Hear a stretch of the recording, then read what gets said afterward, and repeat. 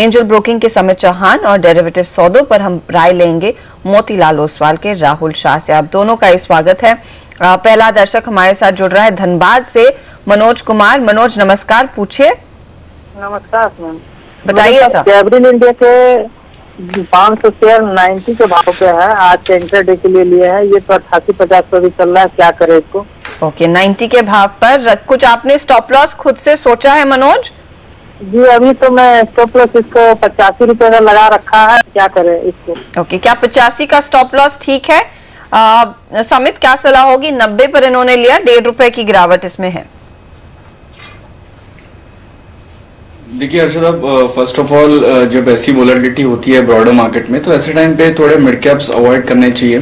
तो और स्पेशली अगर ये इंट्राडे कर रहे हैं तो ऐसे स्टॉक्स में तो इंट्राडे करना ही नहीं चाहिए मेरे ख्याल से। मेरी सलाह यही होगी, अगर कोई भी बाउंस मिलता है तो वहां पे एग्जिट कीजिए और स्टॉप लॉस ये 85 से थोड़ा ऊपर शिफ्ट कर सकते हैं। 86.50 का इसका एक इंट्राडे के लिए प्रॉपर स्टॉप लॉस हो सकता है। 86 रुपए 50 पैसे ये होना चाहिए आपका स्टॉप लॉस गैब्रियल में। लेकिन ज्यादा अहम बात जो समित आपको बता रहे हैं मनोज, जो स्टॉक जितना लिक्विड होता है उसमें इंपैक्ट उतना कम आता है। कोई भी बड़ा बायर या सेलर आ जाए तो कम लिक्विड स्टॉक में अगर आप निवेश करेंगे, देखिए ये 34-35 हजार केवल अभी तक शेयर हुए हैं। अगर अभी अभी कोई यहाँ 10,000 शेयर बेचने का ऑर्डर डाल दे, और वो कोई बहुत ज्यादा नहीं होगा, मुश्किल से 8-9 लाख रुपए का ऑर्डर होगा, तो उसमें ये हो सकता है कि स्टॉक में सर्किट लग जाए नीचे का। इसलिए ऐसे शेयरों में जहां इतना कम वॉल्यूम हो, कभी आपको इंट्राडे ट्रेड नहीं करना चाहिए। इंट्राडे ट्रेड आप वहां कीजिए जहां पर अच्छा खासा बड़ा डीप वॉल्यूम हो। इनफैक्ट बड़े हेवी वेट स्टॉक्स में करना हमेशा सेफ होता है अगर आप इंट्राडे के लिए अप्लाई कर रहे हैं तो। महेश हमारे साथ जुड़े हैं जयपुर से। महेश बताइए। नमस्कार सर। नमस्कार, बोलिए सर। मेरे पास 8419 15 लोड शॉर्ट है। ओके। और लास्ट में 4-5 मंथ से कंटिन्यूअसली 84 के ऊपर शॉर्ट करता हूँ। वाह। TSL ट्रिगर हो जाता है सर। तो ये डबलिंग का मार्केट हो गया या मैं कंटिन्यूअसली शॉर्ट में रहूँ? नहीं सेकंड मेरे क्या आप कह रहे ट्रिगर हो जाते हैं? TSL जो भी लगाता हूँ ट्रिगर हो जाता है, बाउंस आता है हमेशा। हाँ। तो प्रॉफिट है वो कम हो जाता है हमेशा ही। अच्छा, आप ट्रेलिंग स्टॉप लॉस लगाते हैं और वहां पर आप की पोजीशन कट जाती है। तो अभी आपके 15 लॉट्स खड़े हैं? अभी 15 लॉट है, उसके अगेंस्ट में मैंने कॉल ले रखी है 8,000 की। तो अब ये 8,000 से नीचे आ गया है, तो कॉल से निकल जाऊं या इसको भी रख लूं? अभी दोनों में से क्या करूं? राहुल बताइए, मैं बना रहूंगा, क्या स्ट्रेटेजी आप इन्हें सुझाएंगे? आई थिंक जिस तरह से निफ्टी का सेटअप है, आप देखेंगे कल के सेशन में निफ्टी के रोलोवर्स हालांकि 3 मंथ एवरेज से 2% ज्यादा हुए हैं। आज का सेशन में काफी वॉलेटिलिटी अपने देखने को मिल रही है, आज ऊपर खुल के भी दे रहे हैं। अभी लॉन्गर टर्म ट्रेंड देखे सजेस्ट करता है कि मेरे ख्याल से 78 टूटता है तो ही बाजार मंदी जाएगा, नहीं तो मेरे ख्याल से तेजी का कारोबार चालू रहेगा। मुझे ऐसा फीलिंग है कि ये 8350 तक वापस निफ्टी आ सकता है, वहां पे वापस चल ऑफ हो सकता है। अभी जो उनके जो 8,000 के कॉल उन्होंने लेके रखे, मेरे ख्याल से कंटिन्यू करिए ये होल्डिंग के लिए। तो हेज करके पोजीशन रखा है आपने, मेरे ख्याल से इसको 8,000 के कॉल मत बेचिए। मुझे लगता है 8300 से 8350 तक वापस निफ्टी आ सकता है, वहां पे एक बार आप कॉल एग्जिट कर दीजिए और निफ्टी के शॉर्ट पोजीशन भी खड़ी रखिए तब तक। तो निफ्टी की शॉर्ट पोजीशन जो है वो इनकी मेन पोजीशन है राहुल, और कॉल तो ये सामने हेज करने के लिए ले रहे हैं। तो दोनों रखने की क्या इन्हें वाकई जरूरत है? क्या उनसे मुनाफा होगा इन्हें? आई थिंक जिस तरह से मैं आपको बता रहा हूँ कि 8,000 एक बार 8,350 तक निफ्टी बाउंस मार सकता है, जिस तरह का सेटअप है, जिस तरह से अपना ओवरसोल्ड जोन से निकल गया है बाजार। मार्केट काफी रोलर्स के हिसाब से मुझे दिख रहा है, जो पुट और कॉल ऑप्शन की जो स्ट्रेटेजी भी जो बाजार में पड़ी हुई है, मुझे लग रहा है कि एक मार्केट नीचे के लेवल से वापस बाउंस मार सकता है। ये कमिंग आने वाले दिनों में मुझे लग रहा है कि 8300 तक 8350 तक निफ्टी जा सकता है। तो वहां तक उसके ऊपर मुश्किल लग रहा है, तो उसको शॉर्ट तो डेफिनेटली बनाए रखिए जो निफ्टी के हैं। तो कॉल के एग्जिट में बोल रहा हूँ कि कॉल भी खड़े रहिए, 8300 के आसपास जब निफ्टी आता है वहां पे वापस आप वो कॉल में एग्जिट कर दे, वापस निफ्टी नीचे आ सकता है वहां से। अगला सवाल ले लेते हैं। पदम हमारे साथ लाइन पर है शिमला से। पूछे पदम। मैडम, मैंने आज ही एस्कॉर्ट्स के 100 शेयर 177 पेपर बाय किए हैं। ओके। तो मेरा 4-5 दिन का व्यू है, तो क्या इसको होल्ड करूं या शेयर कर लूं? 177 पर इन्होंने डेज हाई के आसपास एस्कॉर्ट्स ले लिया है। बताइए अब समित क्या सलाह होगी, क्योंकि ये भी करीब 10 रुपए गवा रहे हैं शेयर में। देखिए इसमें डिपेंड करता है इनका ट्रेडिंग व्यू क्या है। 5 से 7 दिन। ओके, तो मेरे ख्याल से एक 160 का स्ट्रिक्ट स्टॉप लॉस मेंटेन करना चाहिए और ये बने रह सकते हैं, बट इसकी क्लोजिंग इनको एक बार ऑब्जर्व करनी पड़ेगी। 170 172 के ऊपर अगर ये क्लोजिंग बेसिस पे रहता है तो ही स्टॉक में मैं होल्ड करने की सलाह दूंगा। फिर ये केस में ये एक्सपेक्ट कर सकते हैं एक 184 से 186 तक का इसका एक मूवमेंट आ सकता है, बट अगर क्लोजिंग इसका 170 के नीचे आता है तो इसमें से मैं एग्जिट करने की सलाह दूंगा। 166.90 इस वक्त चल रहा है, नीचे ही है, इंतजार करें क्लोजिंग तक, या आप कहेंगे 3 बजे के बाद निकल जाएं? यस, 3 से लेके 3:15 के आसपास ये एक बार देख सकते हैं कि प्राइस मूवमेंट कहां पे चला है, उससे एक आइडिया आ जाएगा कि ये 170 के ऊपर क्लोज हो पाएगा या नहीं। ओके, 170 के ऊपर बंद हो तो ही स्कॉट्स में बने रहे। पदम, आपके लिए राय आ रही है। वक्त है फिलहाल एक ब्रेक का, लेकिन आप कहीं जाएगा नहीं और आखिरी ट्रेड करने से पहले हमारे ट्रेडर्स हॉटलाइन नंबर पर फोन जरूर कीजिए। हमारा नंबर है 1800-209-7890।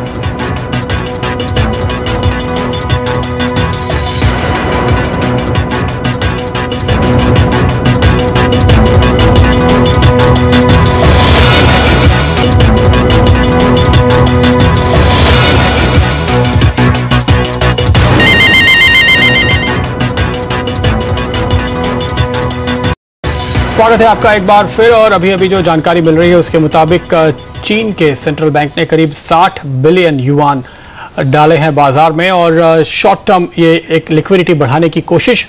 इसका फायदा कहां तक हुआ है ये देखना चाहिए। हालांकि शंघाई के मार्केट तो इस वक्त बंद है तो वहां पर आपको असर नहीं दिखाई देगा। हमने शंघाई में आज फ्लैट सा कारोबार देखा था, लेकिन बाद में रिकवर होकर के ये बंद हुआ, तो वहां से शायद बाजार को कुछ हद तक अंदाजा रहा होगा। और यूरोप के बाजार इस बीच अगर आप देखें तो इनसे दबाव की शुरुआत हुई थी। इनफैक्ट यूरोप खुलने के बाद ही हमारे बाजार गिरते हुए नजर आए थे, तो वहां पर अब आप देख सकते हैं कि नुकसान थोड़ा सा कम जरूर हुआ है जैसे जैसे ये खबर आ रही है। लेकिन फिलहाल मार्केट अपने यहाँ पर देखें तो दिन के ऊपरी स्तरों से घटते हुए नजर आए हैं। 8000 के करीब निफ्टी लगातार टिकने की कोशिश कर रहा है। देखना होगा कि क्या हम इस लेवल को पकड़ पाते हैं, यहाँ पे रुक पाते हैं, या 7950 की तरफ जाते हुए नजर आते हैं। तो जो हमने एक गैप अप ओपनिंग दी है वो हम बरकरार रख पाते हैं या नहीं, ये देखना काफी इंटरेस्टिंग होगा। समीत चौहान और राहुल शाह हमारे साथ बने हुए हैं। अगला सवाल हम लेते हैं। अब हमारे साथ आफ्ताब अहमद जुड़ रहे हैं टुंडला यूपी से। आफ्ताब जी बताइए। हाँ जी, नमस्कार सर। नमस्कार, कौन सा स्टॉक है आपके सर पास? मेरे पास में टाटा मोटर्स और टाटा मोटर्स डीवीआर के शेयर हैं। 2000 शेयर टाटा मोटर के हैं 380 के रेट पर और 2000 शेयर टाटा मोटर डीवीआर के हैं 252 के रेट पर। ओके, तो आपको टाटा मोटर्स में नुकसान हो रहा है करीबन 41.5 रुपए के आसपास का। डीवीआर की भी आपकी पोजीशन पर नजर डालते हैं जो 252 रुपए की है और इस वक्त यहाँ पर आपको मामूली नुकसान हो रहा है। तो डीवीआर आपने हाल में लिया? हाँ, ये डीवीआर मेरे को करीब 1 महीना हो गया, मैं भी 6 महीने तक और होल्ड कर सकता हूँ। ओके, टाटा मोटर्स और टाटा मोटर्स डीवीआर। समीत क्या कहेंगे? देखिए, अगर ट्रेडिंग व्यू से बात किया जाए तो फिलहाल तो एक टाटा मोटर्स को 350 का एक मेजर हर्डल होगा ऊपर की तरफ। जो रिसेंटली उसमें फॉल आया है वो 300 के आसपास उसने सपोर्ट लेके वहां से रिकवर हुआ है। 300 इसका एक मेजर सपोर्ट है, not only in the near term but medium to long term perspective से अगर चार्ट देखें तो 300 का मेजर सपोर्ट है, वहीं से हमने रिकवरी देखी है। तो जितना ये ऊपर की तरफ स्टेबल होता है बियॉन्ड 300 320 तो इसके लिए विद मीडियम टर्म व्यू बहुत अच्छा होगा। और जैसे स्टॉक 350 का लेवल ब्रेक करता है टाटा मोटर्स तो इसमें इमीडिएट हम मूव देख सकते हैं 375 380 तक। तो मेरी सलाह ये होगी फिलहाल ये होल्ड कर सकते हैं। ट्रेडिंग व्यू से 320 का स्टॉप लॉस मेंटेन करना चाहिए और मीडियम टर्म का अगर व्यू होगा तो 300 के नीचे स्टॉप लॉस मेंटेन करना चाहिए। ओके, ये फिलहाल राय आती हुई स्टॉक पर। और टाटा मोटर्स आज 339 पर ट्रेड कर रहा है। अगला सवाल ले लेते हैं अरुण चौबे का, पुणे से लाइन पर है। चौबे साहब नमस्कार, पूछिए। नमस्ते नमस्ते मैडम। बताइए सर। मैडम मेरे पास में जीएमआर इंफ्रा लिया हुआ है लॉन्ग टर्म के लिए, पर काफी मेरे को लॉस आ गया। मैं 33 में लिया हुआ है, अभी हाल फिलहाल तो बहुत ही कम रेट चालू है, स्टॉप लॉस कुछ लगा नहीं था। तो अभी क्या पोजीशन है और अभी इंफ्रास्ट्रक्चर में क्या कैसा रहेगा? समित क्या सलाह होगी? 33 पर लिया हुआ शेयर अब आप देखिए 11.75 पर आ गया है। अब उस लेवल तक पहुंचेगा या नहीं, एनीबॉडीज गेस, लेकिन इनकी क्या रणनीति होनी चाहिए? नहीं, देखिए अर्शद, अब ये स्टॉक क्लियरली लगाड़ रह चुका है। जब तक कोई पॉजिटिव डेवलपमेंट नहीं होते ग्राउंड लेवल पे, तब तक ऐसे स्टॉक्स में कुछ एक्सपेक्ट करना बहुत डिफिकल्ट होगा। मैं अगर टेक्निकली बात करूं तो नियर टर्म में एक 15.5-16 का इसका मेजर हर्डल है, वो क्रॉस होगा। वो फिलहाल तो नहीं लग रहा है, क्योंकि वॉल्यूम भी इतने कुछ खास नहीं है जो बता रहा है कि ये लेवल क्रॉस हो जाएगा। तो मेरी सलाह यही होगी, ये स्टॉक में से फॉर अ टाइम बिंग अगर वो एग्जिट करते हैं अराउंड 13-14, और अगर इनको इसमें ही वापस री एंटर करना है तो 16 के ऊपर ही करना, तब तक ये स्टॉक में से दूर ही रहना चाहिए। ओके, तो जीएमआर फिलहाल तो आपका नुकसान बढ़ा ही रहा है और इससे दूर रहने की सलाह आपके लिए आती हुई जीएमआर इंफ्रा के स्टॉक पे मिस्टर चौबे आपके लिए। गौतम हमारे साथ जुड़ रहे हैं जालंधर से। गौतम बताइए। सर मेरे पास 10 शेयर है बॉश के 2600 के भाव से। तो इसका फ्यूचर मतलब कितनी देर में 2 महीने और होल्ड कर सकता हूँ इसको? 2 महीने आप और होल्ड कर सकते हैं। 2600 की आपकी कॉस्ट है आपने कहा, तो कब लिया था आपने और अब तो काफी अच्छे मुनाफे पे हैं? तकरीबन 3-4 महीने हो गए हैं लिए। 2600 के भाव पे है।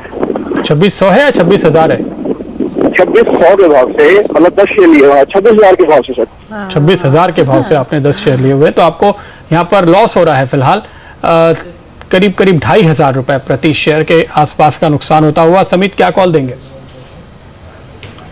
देखिए, इसके अगर हम medium to long term chart देखें तो काफी पॉजिटिव है, एनकरेजिंग है, बट नियर टर्म में हम इसकी एक रेंज देख रहे हैं। कंसोलिडेशन फेज में चल रहा है, वेर इन 27,000 से लेकर 20,000 की इसकी एक ब्रॉड रेंज बन चुकी है। फिलहाल तो ये स्टॉक उसके बीच में ही ऑसिलेट हो रहा है। तो विद नियर टर्म व्यू मेरी सलाह यही होगी, अगर यहाँ से बाउंस मिलता है 25-25.5 का एक रेजिस्टेंस, अगर वहां तक बाउंस मिलता है तो एग्जिट कीजिए। आइदर इसको फिर डिक्लाइन पे एक्यूमुलेट कर सकते हैं, या फिर अगर ये मोमेंटम के साथ देखना चाहते हैं तो जब भी ये स्टॉक 26,500 का लेवल क्रॉस होगा, इसमें हम मोमेंटम देख सकते हैं। ओके, 25-25.5 पे निकलने की राय है गौतम आपके लिए। जब तक के 26.5 के ऊपर निकलता हुआ नजर ना आए तब तक नया मोमेंटम नहीं बनेगा। यानी आपने शायद टॉप के काफी करीब इस स्टॉक में एंट्री ली है, तो हल्के नुकसान के साथ आपके लिए निकलने की सलाह आ रही है। कोई स्टॉप लॉस सुझाएंगे आप इन्हें समित? देखिए, स्टॉप लॉस तो काफी डीप होंगे। 21,500 का इसका एक मेजर स्टॉप लॉस हो रहा है। अगर ये स्टॉप लॉस फॉलो करना चाहते हैं तो ये स्टॉप लॉस से मेंटेन कर सकते हैं पोजीशन। ओके, ये है फिलहाल राय बॉश पर आती हुई। हम लेंगे एक छोटा सा ब्रेक, लेकिन लौटेंगे कुछ और ऐसे ही सवालों के साथ।